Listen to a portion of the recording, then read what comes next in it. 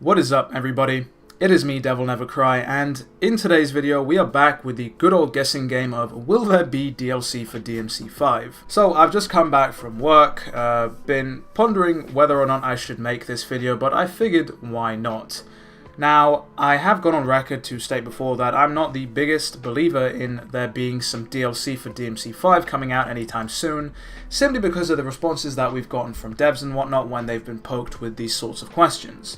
But in light of recent news, aka update 1.08, there has been some potential cause for excitement in regards to this DLC. I am, of course, talking about the things that people have found, which I suppose I should dive into. So first and foremost, shout out to the people that found out all of this information. It's because of you guys that, there is excitement in the community again. To cut a long story short, the update was at first thought to be negligible in what it changed. Maybe some bug fixes here or there. People didn't really notice any sort of difference. In fact, some people were annoyed at the fact that the mods for the PC version had to be sort of reworked so that they would work again. But again, upon further digging, some interesting things have come out about Vergil, in particular his boss fight and his debug playable version. So getting into the boss fight, his behavior has changed. He's able to cancel specific attacks into other attacks and whatnot. He's slightly more aggressive. That's interesting, but the biggest interesting thing about this is the fact that they've changed the debug version of Vergil. Now, for those of you who don't know, on PC you can get access to a sort of bootleg janky version of Vergil that just about barely works. His moveset is based off entirely of what he does in the boss fight, but this version is not meant to be playable. At least that's Capcom's intentions, right?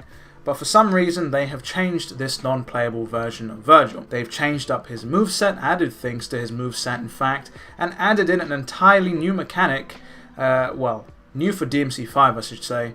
It is DMC4's concentration mechanic. They have added that into the debug version of Vergil, a version that shouldn't be playable, which is cause for excitement in the community because what the hell is the justification for adding this in, especially so close to E3? Now you gotta understand that for developers, patches can't be unnecessary. They take a lot of time, effort, and money to get a patch through all of its regulations, tested and whatnot.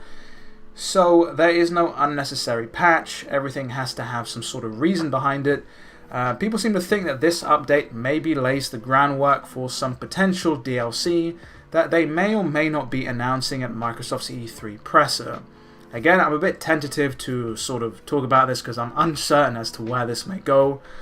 But, there is cause for genuine excitement here, What is the reason for this? Why are they doing this so close to E3? It's come out of nowhere, I guess you could say.